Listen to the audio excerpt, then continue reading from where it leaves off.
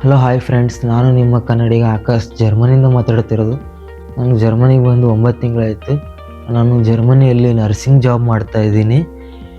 ಇಷ್ಟು ದಿನ ನಾನು ಜರ್ಮನಿಯಲ್ಲಿ ನರ್ಸಿಂಗ್ ಅಸಿಸ್ಟೆಂಟಾಗಿ ಕೆಲಸ ಮಾಡ್ತಾಯಿದ್ದೆ. ಇವತ್ತಿನಿಂದ ನಾನು ರಿಜಿಸ್ಟರ್ ನರ್ಸ್ ಆಗಿ ಕೆಲಸ ಮಾಡ್ತಾಯಿದ್ದೀನಿ.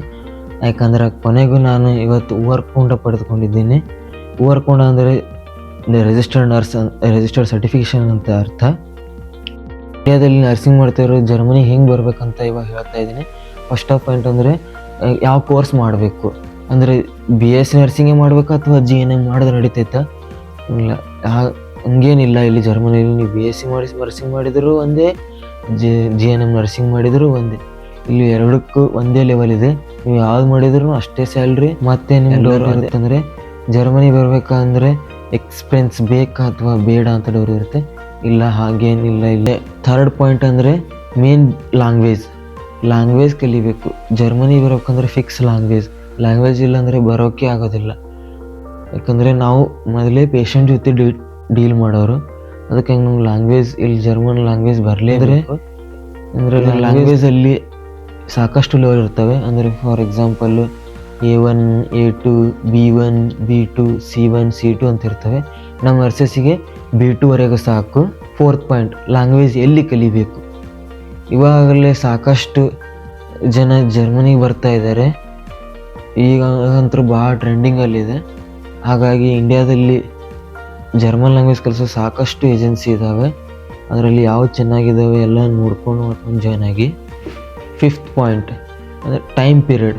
ಎಷ್ಟು ಜರ್ಮನ್ ಲ್ಯಾಂಗ್ವೇಜ್ ಕಲಿಯೋಕ್ಕೆ ಮತ್ತು ಜರ್ಮನಿ ಕಲಿತು ಎಕ್ಸಾಮ್ ಎಲ್ಲ ಪಾಸಾಗಿ ಜರ್ಮನಿ ಬರಬೇಕಂದ್ರೆ ಎಷ್ಟು ಟೈಮ್ ಬೇಕಾಗುತ್ತೆ ಅಂದರೆ ಮಿನಿಮಮ್ ಅಂದರೆ 1 ಇಯರ್ ಬೇಕಾಗುತ್ತೆ. ಮ್ಯಾಕ್ಸಿಮಮ್ 1.5 ಇಯರ್ ಅಂತ 1.5 ಇಯರ್ ಒಳಗೆ ಎಲ್ಲ ಆಗುತ್ತೆ. ನೀವು ಜರ್ಮನ್ ಲ್ಯಾಂಗ್ವೇಜ್ ಕಲಿಯೋದಾಯಿತು, ಎಕ್ಸಾಮ್ ಬರೆಯೋದಾಯಿತು, ಎಲ್ಲ visa, flight ticket, visa process ಆಯಿತು, ಆಮೇಲೆ ಇಲ್ಲಿ ಫ್ಲೈಟ್ ಎಲ್ಲ ಬುಕ್ ಮಾಡಿ ಇಲ್ಲಿ ಬರೋದಾಯ್ತು. ಇಷ್ಟೆಲ್ಲ ಸೇರಿದರೆ ಮ್ಯಾಕ್ಸಿಮಮ್ ಅಂದರೆ 1.5.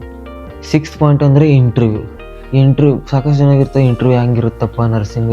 ಸೆವೆಂತ್ ಪಾಯಿಂಟ್ ಅಪ್ಪ ಅಂದರೆ ಇಷ್ಟೆಲ್ಲ ಆಯಿತು. ಲ್ಯಾಂಗ್ವೇಜ್ ಎಲ್ಲ ಕಲಿತ್ರೆ ಆಮೇಲೆ ವೀಸಾ ಪ್ರೊಸೆಸ್ ಎಲ್ಲ ಆಯಿತು, ಜರ್ಮನಿಗೆಲ್ಲ ಬಂದ್ರಿ.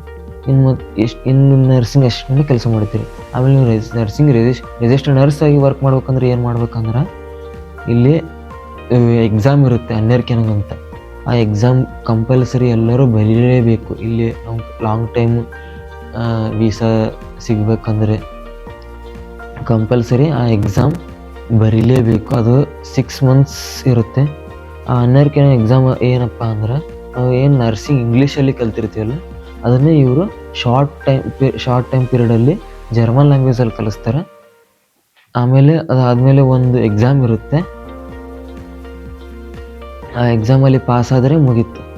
ಆಮೇಲೆ ಮತ್ತೆ ಎಕ್ಸಾಮ್ ಪಾಸ್ ಆಗಬೇಕು. ಆಮೇಲೆ ಮತ್ತು B2 ಸರ್ಟಿಫಿಕೇಟ್ ಇದೆಲ್ಲ ಆಯ್ತು ಅಂದರೆ ನಿಮಗೆ ವರ್ಕ್ ಬರುತ್ತೆ. ಆ ವರ್ಕ್ ಬಂದಮೇಲೆ ನೀವು ರಿಜಿಸ್ಟರ್ಡ್ ನರ್ಸ್ ಆಗಿ ಇಲ್ಲಿ ವರ್ಕ್ ಮಾಡ್ಬೋದು. ಮತ್ತು ನಿಮಗೆ ಬೇರೆ ಏನಾದರೂ ಡೌಟ್ ಇದ್ದರೆ ಕಮೆಂಟ್ ಮಾಡಿ. ಇದೇ ಥರ ನೀವು ಇನ್ನು ಮುಂದೆ ಜರ್ಮನ್ ಲೈಫ್ ಬಗ್ಗೆ ವಿಡಿಯೋ ನೋಡ್ಬೇಕಂದ್ರೆ ನನ್ನ ಯೂಟ್ಯೂಬನ್ನು ಸಬ್ಸ್ಕ್ರೈಬ್ ಮಾಡಿ, ಹಾಗೆ ಇನ್ಸ್ಟಾಗ್ರಾಮಲ್ಲಿ ಫಾಲೋ ಮಾಡಿ. ಧನ್ಯವಾದಗಳು.